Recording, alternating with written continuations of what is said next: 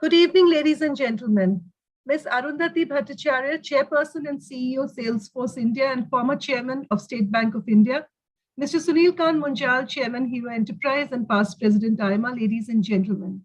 It is a real pleasure to have all of you with us and a very warm welcome to you all in the 55th AIMA Leadership Program.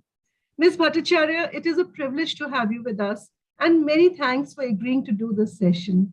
You are an inspiration to all women who are devoted to their careers, and your story is a great evidence that if one puts the heart and mind into work, one's dreams do come true. Your autobiography, Indomitable, a working woman's notes on work, life, and leadership, makes for a great reading, and it is easy to identify with you, your challenges, and your solutions. We look forward to hearing the stories behind the stories in your book and hopefully learn some secrets of career management, corporate leadership, and work-life balance. Thank you for joining us and a very warm welcome to you. Mr. Munjal, it is always a pleasure to have you with us and many thanks for agreeing to moderate this chat today. As a leading industrialist, you have dealt with the top bankers all your life and you have a great insight into what makes for a win-win relationship between a banker and a corporate. You're also a progressive business leader and you've done out-of-the-box things in your organization to make life better for your teams, especially the women in those. We look forward to an exciting conversation between you and Ms. Bhattacharya on a wide range of leadership and economic issues.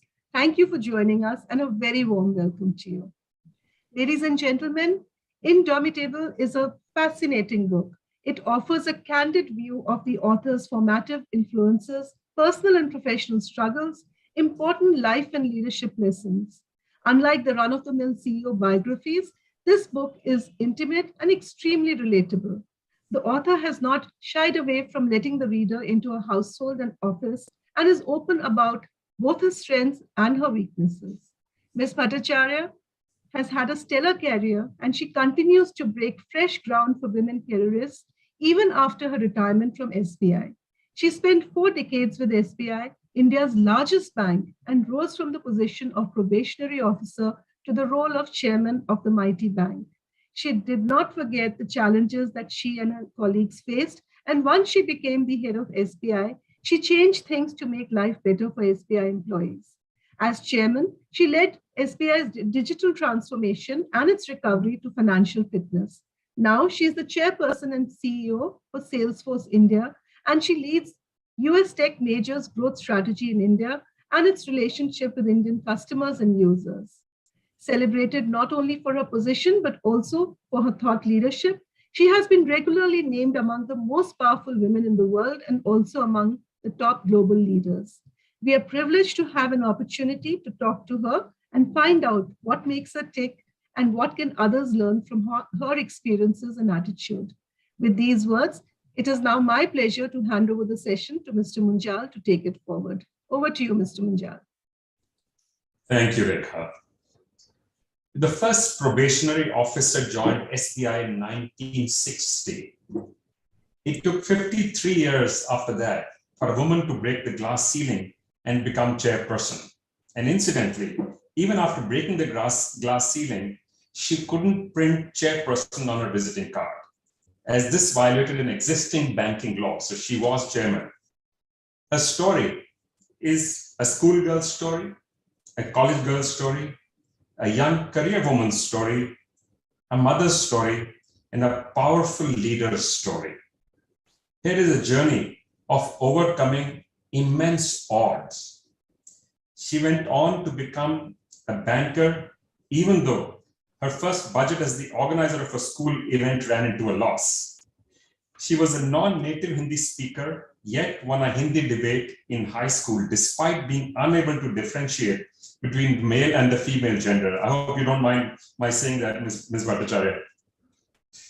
Oh, I still have that problem.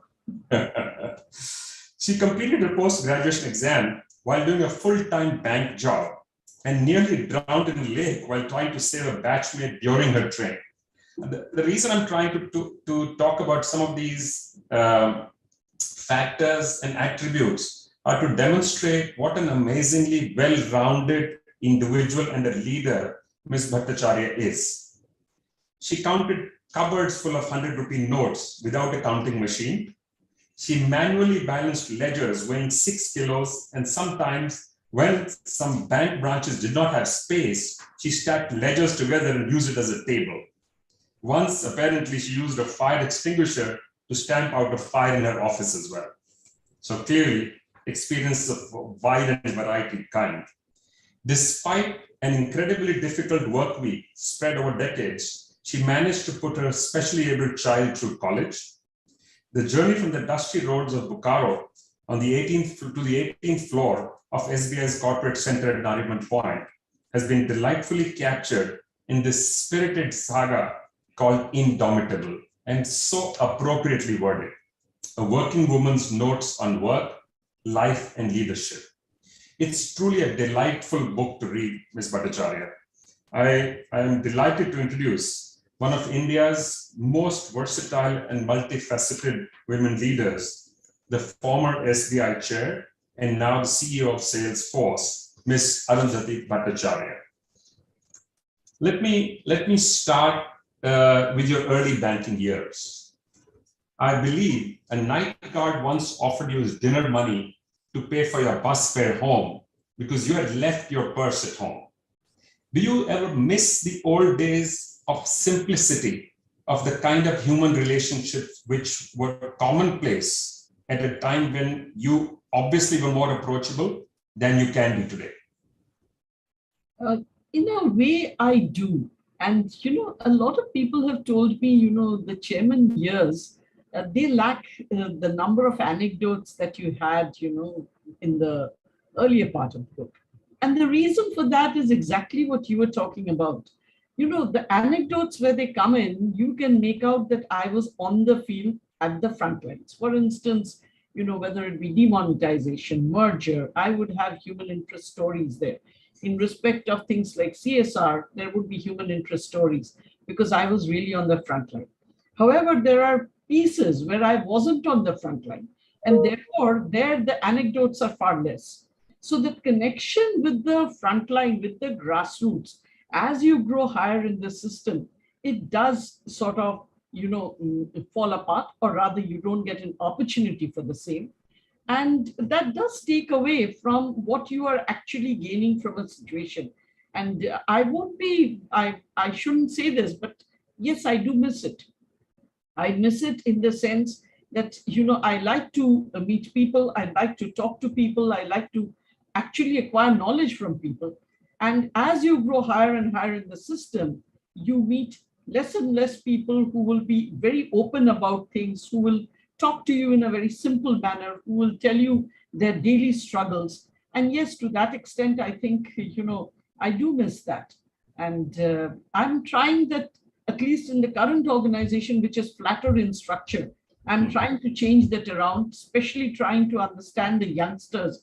And we are trying to institute sessions where we don't talk about work at all. You talk about family, you talk about, anything that really interests you, some hobbies, what you really enjoyed doing in the last 6 months or so. So I'm trying to get that back in some other form, but probably easier to do in the current organization because of its flatter structure than in a very hierarchical kind of organization like a bank.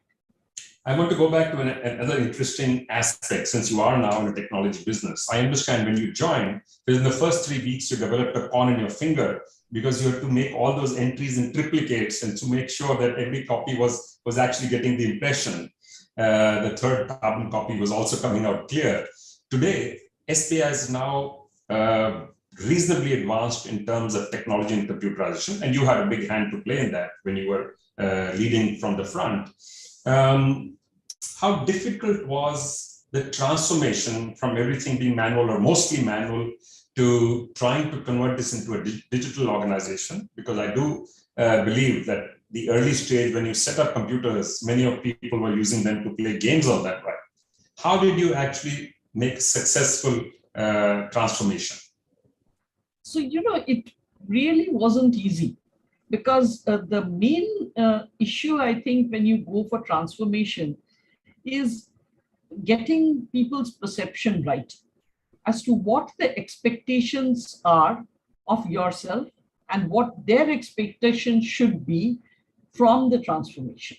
So I remember, at least as chairman, when I said that, we need to go in for this digital transformation, one of the questions that were asked by me by a few people was, we already have internet banking, we already have mobile banking. What do you mean by digital transformation? Means we already have it. Now, mobile banking and internet banking is not digital transformation. How do you explain that? And in fact, that's why I've written in the book that I did a very counterintuitive thing. That is, I created branches which were very, very different. And I created them in malls because I wanted them to be visited by my staff and their families, as well as by our customers and their families when they had time off, so that they could walk into these malls, which looked, or rather into these branches, which looked entirely different from anything that you have seen as a bank branch, because they had these little spaces in the front which were open 24/7, and which had your ATMs, it had your cash deposit machine, your check deposit machine, your passbook printer, your multifunction kiosk. It had everything for you to self-service yourself.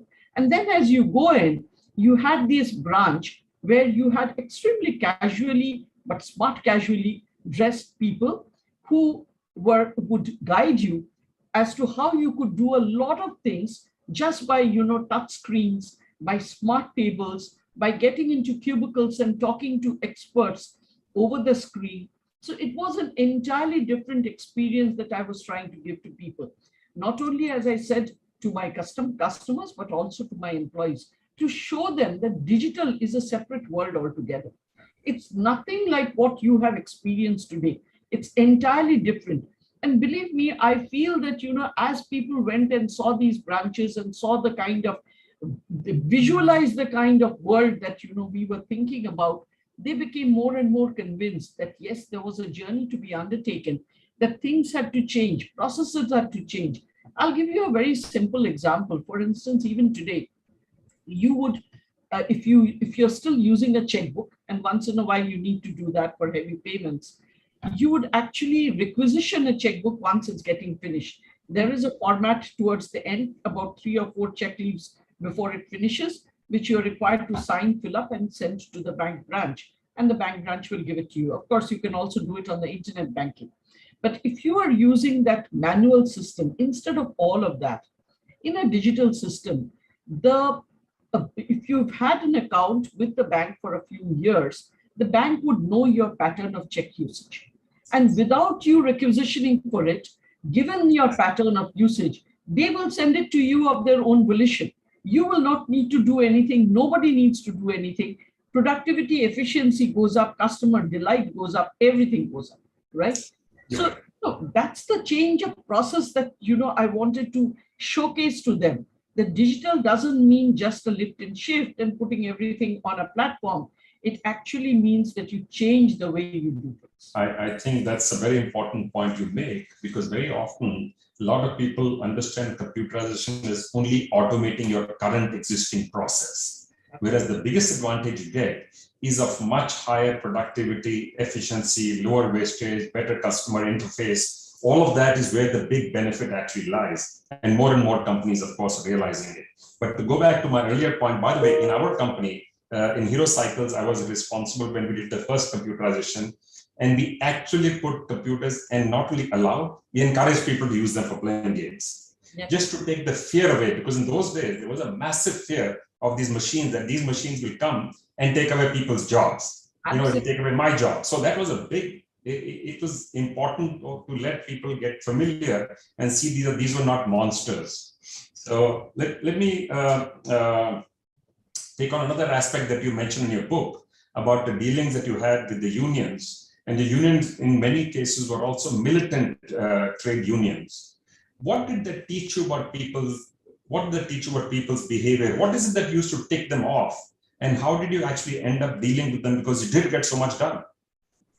Well, one thing I did realize about them, that most of the leaders were actually very intelligent people, highly intelligent people. And intelligent people, as you know, they also seek power. They want to be acknowledged as people who can make a contribution. Now, what I felt was that we were not empowering them enough to make that contribution. And I tried that in Kharagpur branch, where, when a new union came to power, new party came into power, and that was led by youngsters. In fact, I called the leader and I told him that, why don't you take up and do a bank job? Because in those days, union leaders were exempted actually from working for the bank because they were working for the people. And he said that I'm exempted. I said, I know you're exempted. But even then, why don't you do this? Because don't you want to be respected? Don't you want to be respected by your people, but also by all of us? And you will only get respect when you actually do a hard day's work, a solid day's work. And he thought about it and he came back and he said, yes, I'll do it. And I gave him the job of writing what in those days was called the clean cash book. The clean cash book was nothing but a day end reconciliation of all the figures. And obviously the work there used to start after 4 o'clock and used to go on till 8, 8:30, 9, 9:30, whatever time it took for us to reconcile the books. And he agreed because he would still have the morning free. And when I decided to give this to him, all the officials in the branch, they came and told me that you are really being crazy. Giving it to this union leader, you're going to create a huge mess. There'll be a lot of backlog and we'll be the ones who will have to clean it up. And I told them, give me a month's time and let's see what happens. Believe me, we used to have job rotation every 6 months. The 6 months that guy did that job, there was not one day of backlog, not one day. So actors, you've got to understand what really, makes them go. And then, give them the job accordingly. I remember in another branch, and this I've not written in the book, where similarly we had a leader who was again very voluble, extremely good communicator. I actually put him in charge of the sales team. And I told him, in any case, you're going from branch to branch at the same time, look after the sales as well. And he did an excellent job because, again, he was a good communicator. He had the skills for it. So you need to understand where these people are coming from. It's not that they were not, in spite of all of that, that didn't trouble me. In fact, I used to ask him that before going to bed every night, you must be thinking of what you will trouble me with. And only after you have a proper scheme, you must be falling asleep. Till then, sleep doesn't come to you. And to laugh about that, he used to trouble me a lot. But all the same, because I had given him a responsible job, he also was far more responsible in his responses towards me. Right. It's not that he stopped all of it, all of his activities, but it was a far more responsible interaction that I should have. I have, before I ask the next question, I have a request for the audience. Instead of writing good evenings, good mornings, good days to all of you, may I suggest if any of you have questions, because you're just crowding up the chat box, we already have a list of all those who are on. So if you have a question to ask, please put it in the chat box. I will try and cover it if I can. I will pick up both the questions that I have, and I will pick some from the chat box itself. So please do feel free, but please put them in here. That will be easier. I also want to talk a little bit about gender balance, because this is a question you get asked many times. This is a place you get slotted in, not only as a leader, but as a woman leader, as a female leader. I understand when you joined, they were not even loose for females in the branch, and you had to wait for the place to get vacated before you could actually use it. Are you satisfied with the work done on gender sensitization, encouragement, balance? Where do you think the banking system stands now? See, I think we have come quite a distance. Because one moment, because at one point, India had the largest number of leaders of banks who were females. I know. And I was very proud about it, because I used to say at that point of time that 55% of the assets of the banking system was being led by women-led institutions. Correct. That number seems to have gone down currently, but I'm sure it'll recover. These all go through cycles. I think we have come a long distance. Have we come the entire distance? I don't think so. Because I think that is there are a few things that we still haven't very consciously addressed. And that is the question of unconscious bias. I see a lot of it in the current organization that I am in. a lot of it meaning a lot of attention being given to it. And, we actually go through courses that sort of try and uncover those unconscious biases we have. And it's not only men, it's even women who have these unconscious biases.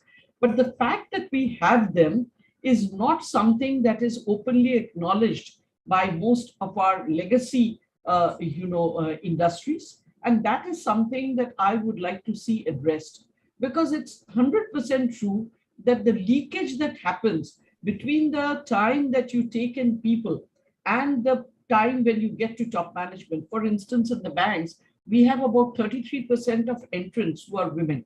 By the time you get into the top management grade, you have only 4%. And obviously, if you have only 4%, that only a few of them actually make it to the C-suites, right? So to that extent, you've got to stop the leaking pipe. And that stopping the leaking pipe will also help the organization, because during that journey, you're actually losing very many well-trained, well-intentioned, good employees. You're losing them. And you're losing them because we are not conscious of the biases that we have, as a result of which, there are times when we don't do the right things by them. And I'll give you just one example. During my time when I was in SBI Capital Markets, there was one interview in which 80 people got promoted from an assistant general manager to the deputy general manager position. The deputy general manager position in our bank was the first rung in the senior supervisory category, that is the senior officers category. And in that 80 numbers, there was not one single vote. There was a party at the chairman's house that day, I remember, on account of Diwali or some such thing, and I'd gone there. And I just asked the chairman, how is it possible that you found not a single woman capable of being promoted? And he said, no, women don't go out to these difficult assignments and all. None of them have been to places like Gadchiroli. So I just asked him that of those 80 people that you have promoted, show me how many of them have been to Gadchiroli. Have all 80 been to places of that sort? And the second thing is, do women choose their postings? Have they ever told you not to post them in Gadchiroli? It is us who do the postings, and then it is us who penalize them for not having done these things. So, these are, again, as I said, these are unconscious biases. People take this as something that is correct, but the fact that they are getting biased is not really acknowledged. And that is something I think, that we need to really uncover amongst ourselves, and then very deliberately address them.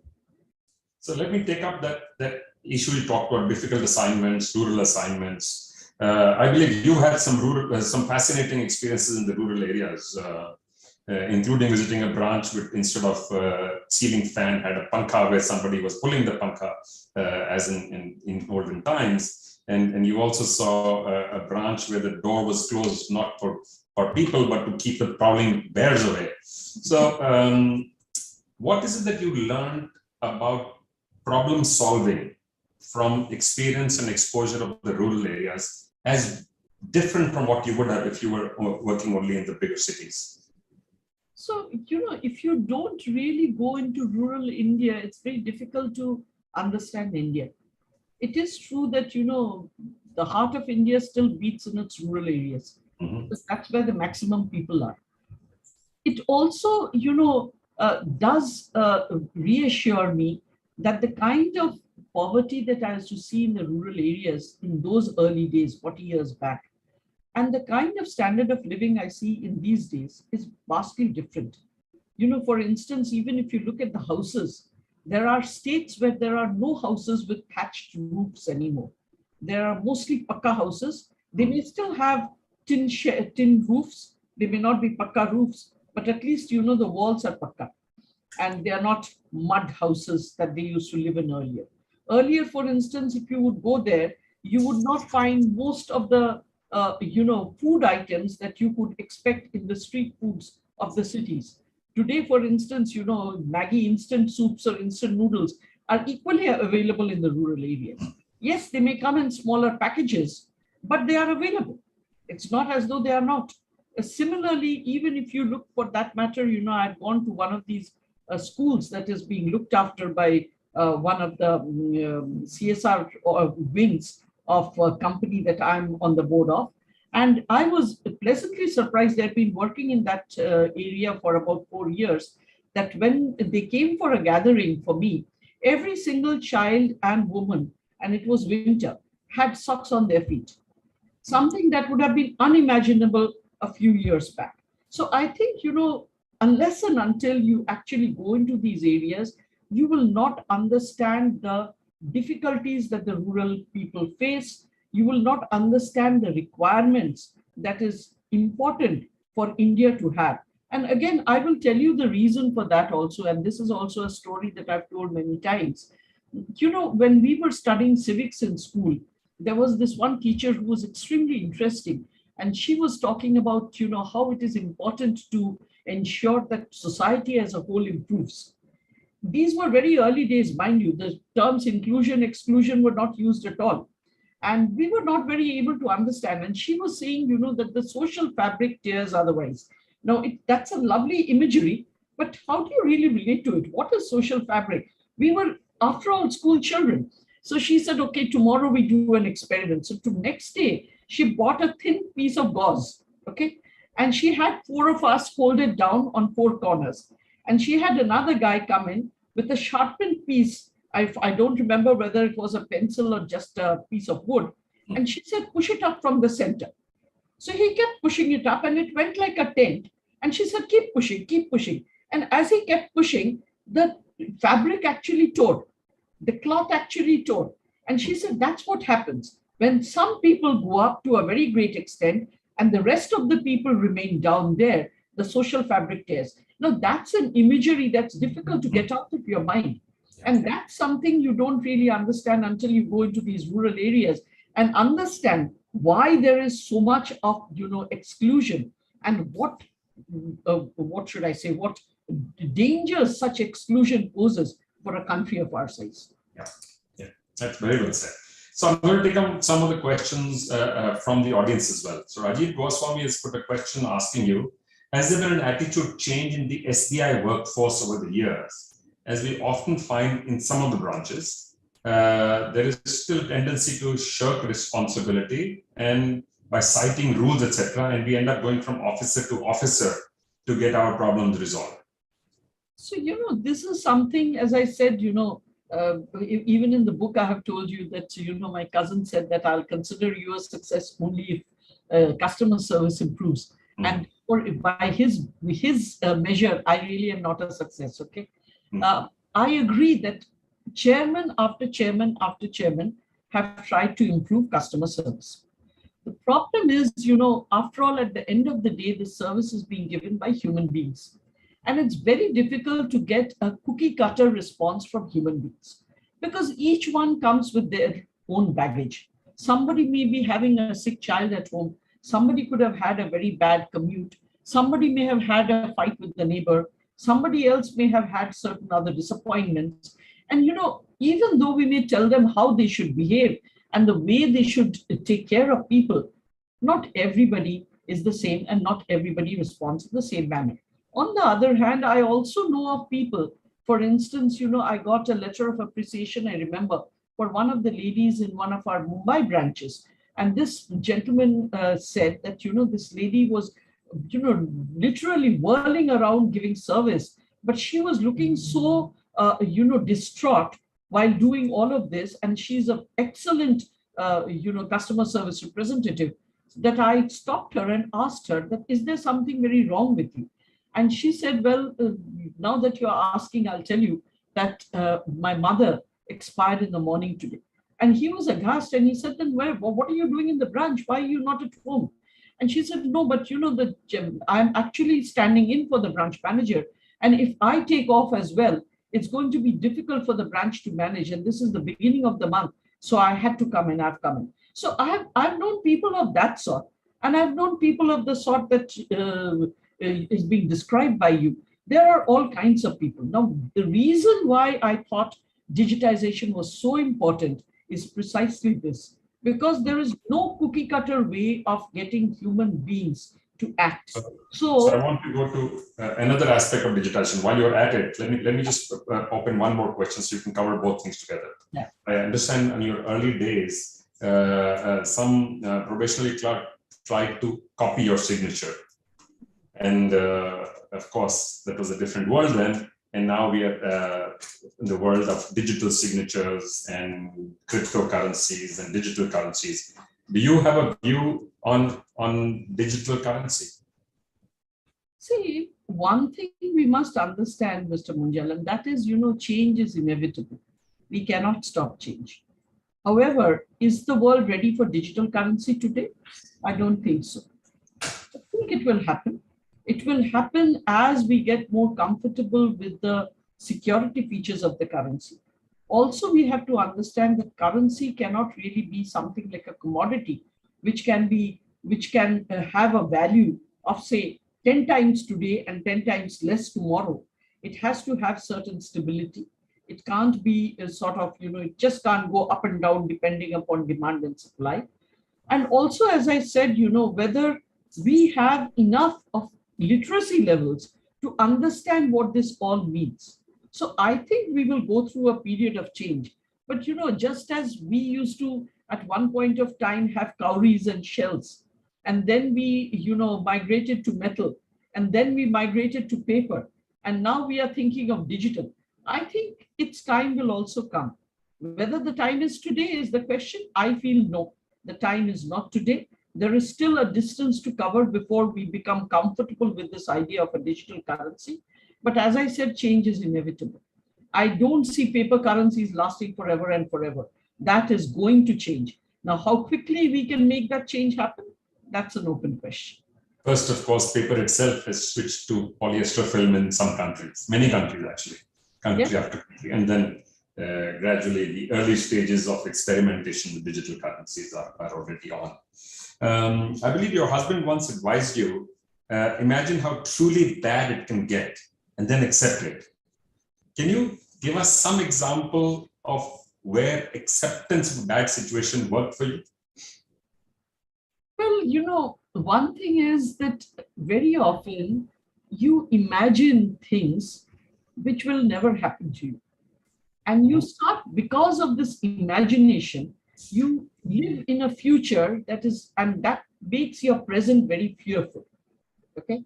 So you have to start by understanding that you have to live in the present. And in order to ensure that you're living in the present, if you continue to, imagine stuff that is not there, and if you continue to be fearful of it, then you'll never be able to live the present fully. So therefore, if you have to do it once for all. Think of what, could be the maximum worst stuff that can happen. Accept it and move on. Move on and do the things that you need to do. Because many of the things that are going on in our minds will actually never come to pass. Why waste time, being fearful when actually speaking, if something has to happen, it has to happen. You have to accept it and move on. So in New York, I believe you shared an apartment with two others. It's a 2-bedroom apartment you shared with 2 other families itself. And obviously, it's not the most comfortable, but it's what we end up having to make do with. And do you think Indians and Asians are naturally more adaptable because of the environment that we grow up in? Is that also one of the reasons you believe they may be more successful than many others ethnic communities? I actually think so. I think, yes, we do. Because, we always have had very low resources. Ours is a country that has very low resources, and we learn to get by in spite of that. Jugaad has been given a bad name, but Jugaad is basically innovation with frugal resources. And I think that's the best kind of innovation that you can have, when you can do it as frugally as possible, and when you don't spend a huge amount of capital doing some innovation. Okay. And Indians are capable of it. Not only during the New York days, I would say that the entire demonetization exercise that we did, and it was done, if you remember, with absolutely from our side, no planning. It was far more than an entire military logistical exercise. And it was done, it went through without a hitch. Because we as Indians, given a situation, we will always rise to it. And in fact, that's why I have said this in front of many international audiences as well, that, you know, if there is one country that is suitable for the VUCA world, it's India. Because we know what challenges can be like. Challenges get thrown at us from every corner, and we still rise to it, and we still survive. And you've seen that happen in the pandemic. The way we moved, seamlessly from being a totally open society to a very hard lockdown, to a gradual opening, to resumption, to continuing through the pandemic, getting that many people vaccinated, means which other nation could have managed this population? We are many countries all rolled into one just by the sheer size of our population. And yet, if you look at it, many of the states now have 97, 98% vaccination. So, having done that, I would say it just shows what is the level of adaptability we have, the level to which we can go in order to adapt to challenges that are thrown up. You're right, and absolutely, this is fascinating what's going on right now. And I remember, by the way, when just after demonetization, you had done a full presentation to us on the mammoth exercise that took place with no forewarning whatsoever. So it truly is fascinating. There's one more interesting thing you write in your book about your New York experience, that it taught you planning and documentation. Is that something then you came back and used when you were in senior management to help the processes at the bank? Surely, I think I did that because, again, as I said, in India, it's mainly, we do jugaad, the good kind also, but we don't do sufficient documentation of it. Now, if you're actually looking at the way things are evolving these days, you really need to get that documentation in place. It is important because people will look at things with hindsight, and when they find those loopholes, you will not have anything to protect you unless you have documented the policy and the processes. That did teach me that that is very, very important to do, that you have to have a policy, you have to have a process, you must have the risks written down and the risk mitigants written down. Having said that, I still don't believe that we can always foresee all the risks. And I've written about that also, as to how the pandemic risk was never foreseen, even though it's not as though people had not mentioned it. People had mentioned it in various places, but we simply ignored it. We didn't even believe it could happen. Though, we had the SARS, we had the MERS, we had the Zika virus, the initial signals were all there, but we never considered it in spite of that. It was way beyond our concept of what could happen.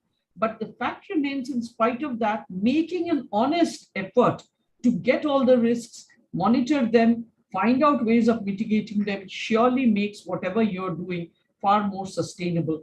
And, it's a far wiser way of doing things. Right. So you've covered many issues in the book.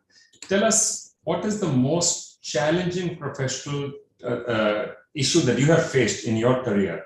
And how did you go about addressing that? I think, if there is one. The biggest challenge that I have faced was perception. And perceptions in various ways.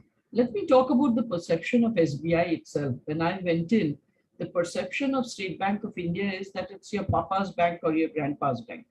It was not a perception of it being my bank, because we were not there on social media. We didn't have digital offerings. And the youngsters, many of them told me that, we come to you for education loans because, y'all are the ones that really do our handholding. So we come to you for the education loans. Once we have passed out of these institutions, we open our accounts in the cool banks. So we were not a cool bank.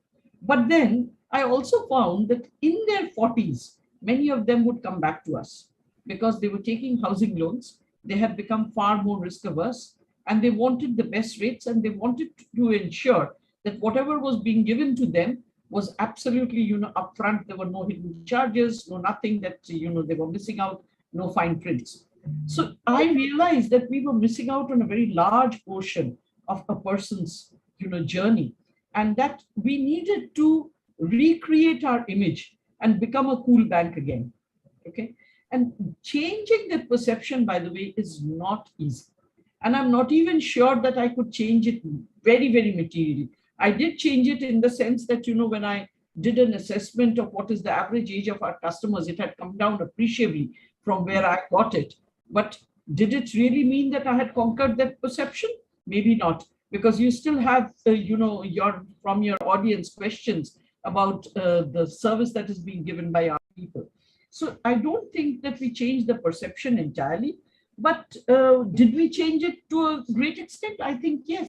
Means at least SBI started getting known as a digitally savvy bank. SBI was definitely there on social media platforms, and we were number one on social media platforms, excepting in respect of, I think, Twitter.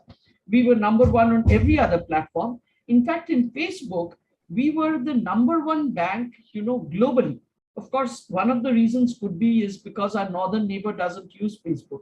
But even then, globally, we were number one, just by the sheer weight of our demography. But the fact is, we were there. We were there. We were present. People could find us. The youngsters could see us. We created from amongst our own people a content writing team, something I had never even imagined when I had joined the bank, that, there would be a day when a bank would be looking for media content writers. But, we had competition designed from within the bank to find out people who would like to do this job. And we found lots of, interested youngsters who jumped at it. They said that they would write interesting content. And we started putting that out on the social media.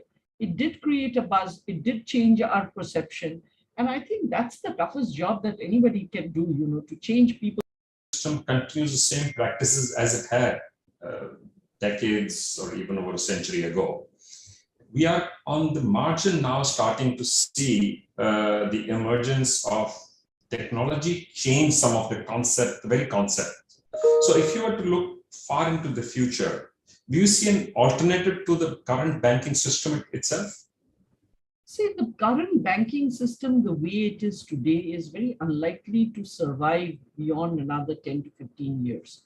Of course, as long as us, the older generation, are there, the current system will have to be there in some form or the other. But going forward, whether it will remain in the same way, I have my doubts. Now, exactly how it will evolve is again a question that I don't have a crystal ball and I can't really give you an exact guess. But if you ask me, there has to be a kind of a bridge between the fintechs and the banks.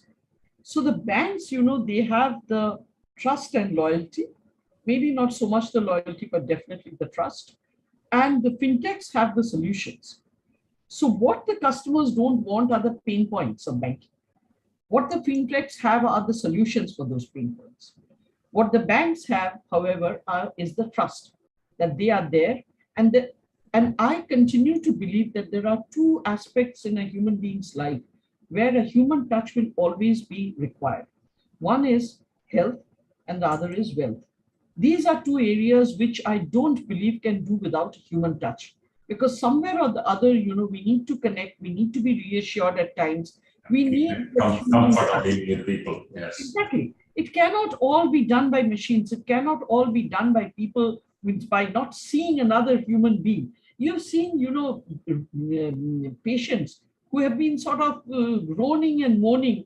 The moment a good doctor walks into the room, smiles and says, "Oh, you're looking great," the patient starts looking better. Automatically it happens. No, it's the tone, it's the confidence of the doctor who walks in, it's their reputation that's preceding them. All of that works in your mind. So as I said, the mind has a big role to play in all of this. And for that, you do need that human touch. But does that mean that the people will continue to have a painful banking experience forever? Not at all. People are going to move away from painful experiences. They are going to opt for what is, pleasurable for them. So you've got to make banking pleasurable. And to do that, you've got to change. If you don't change, then we will pay the price for it. But somewhere or other, we need to bridge this problem.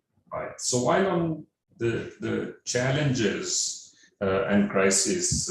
Sri Lanka has a financial crisis which is crippling the nation and its economy. Do you have any suggestion of any quick fix that can help them give relief, at least at the moment? See, in these situations, there is no quick fix. We have seen what Greece went through. The only way that this can be addressed is for the lenders to get together and work out a restructuring, give them more money. In fact, they have to get more money in order for them to restart their economy and start rebuilding again. Yes, they will go through deprivations in the short term, but in the longer term, they can recover. At the end of the day, they are productive people. They're not unproductive people. They've gone through two major issues. One, of course, was the fact that they had huge loans, but also the fact that they were dependent on certain sectors that actually fell through during the pandemic and fell through hugely, tourism being one of them and remittances being the other. Now, those were two sectors that were very badly impacted during the pandemic, and they are paying the price for that. Now, as a result of that, the only way that you can get them out of this hole is to get them to dig in deeper into the hole and then slowly start climbing out. Okay, there is no other way but to do that. And in fact, I was reading something and I was actually remembering Sri Lanka. It was about a farmer and he had a very favorite donkey, and the donkey had fallen into a hole. And the farmers, and it was braying away because, it couldn't get out.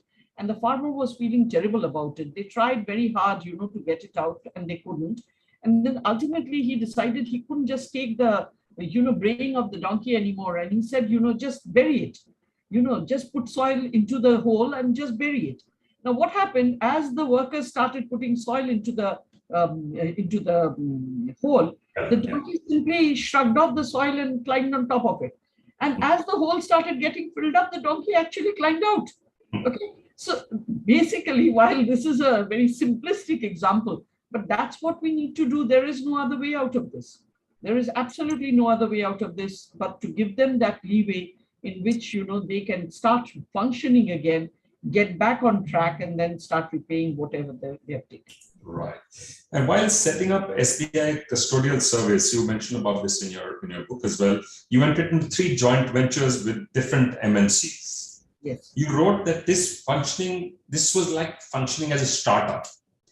Talk to us a little bit about why do you feel it was like experience like a startup, and how can institutions, old established institutions like SBI, benefit from creating an environment of a startup inside?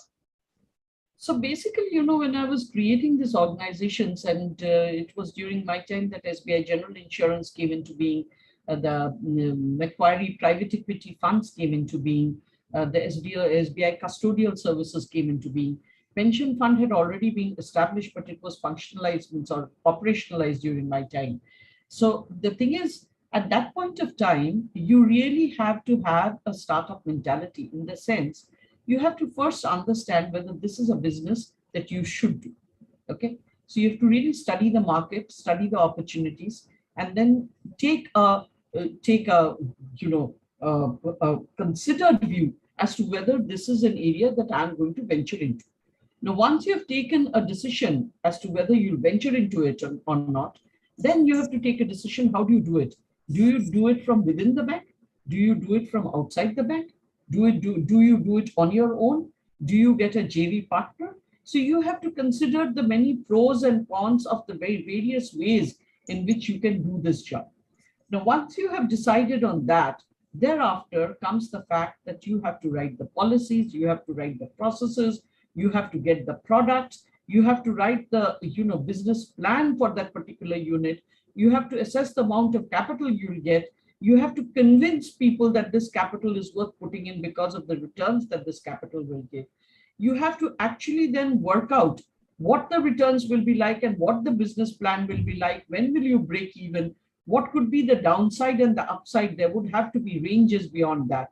And then also you have to determine further, as you are going further, what would be the systems, that is the technology that would support this institution. What would be the HR like?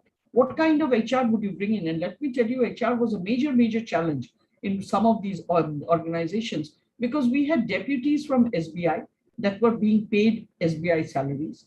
We had deputies from the JVs that were being paid the salaries of the JVs. Believe me, the foreign salaries was getting converted in Indian rupees and being paid to them.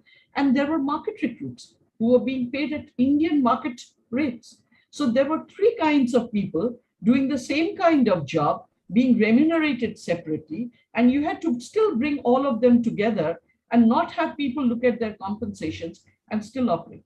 It was a huge challenge. It was not something that was done very simply. But the fact is, because you were doing all of this and you had a very limited amount of capital, the only thing we didn't have that the startups had was the worry about our own salaries. Our own salaries kept coming.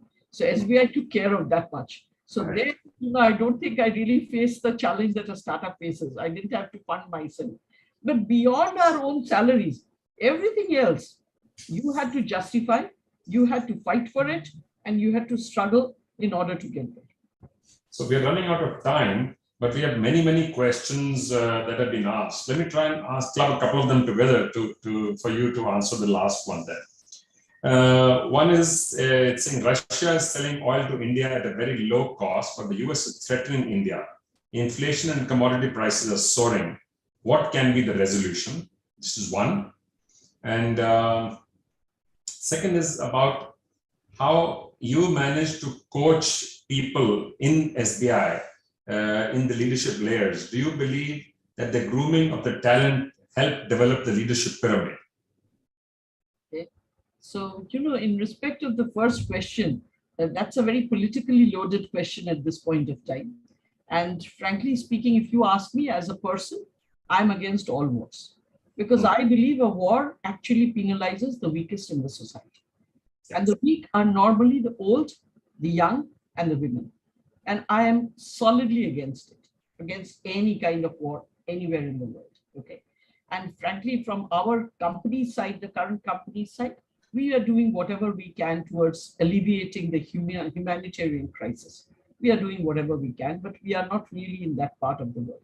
As for India's policies, I think India's policymakers know what is best for the country, and they are doing whatever is required, which is in the national interest. And I would think that they have the best view of it, far better than I have a view on the matter.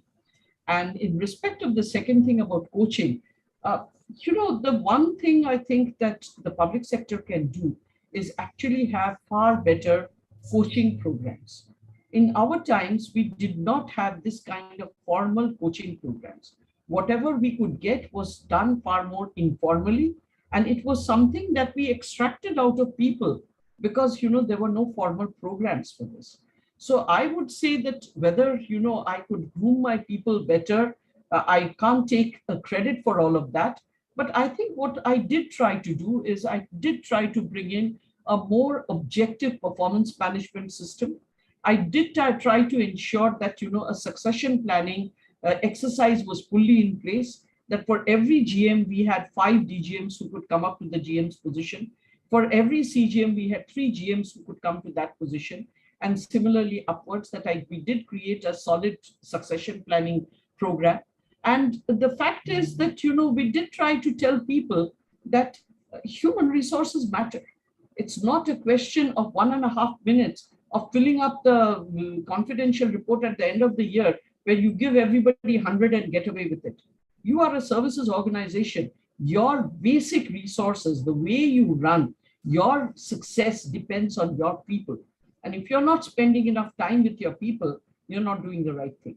Having said that, whether I could get that entire change to come about, I don't think so. I think I only just started it. Being in an organization which is very, very different today, I see the way they go about their ER, how serious they are about it. And I think there is much that can be done to improve some of these institutions that I have seen.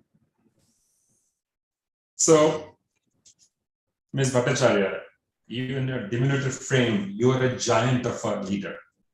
No wonder Indomitable, a working woman's notes on work, life, and leadership is getting the kind of response it is. It is a fascinating, engaging, and engrossing conversation. Each time I've met with you, and we have met many, many times, I have to say, I come away with learning something new each time I spend some time with you. And today was no different. It was more interesting because I got the chance to ask you many questions of my own and also of many being posted by the audience. We had an audience of 400 here and many on other social media as well. So thank you very much. You know, they say when people write a book about themselves, they like to build up an image of themselves larger than they are. In your case, you have used it to say thank you, thank you, thank you, and thank you to everybody who's been a part of your life. It is so wonderful to see the humility on such a successful and an amazing leader. Thank you very much for this session.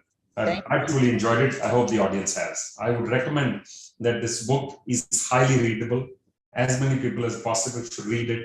And there is an amazing amount of learning in here.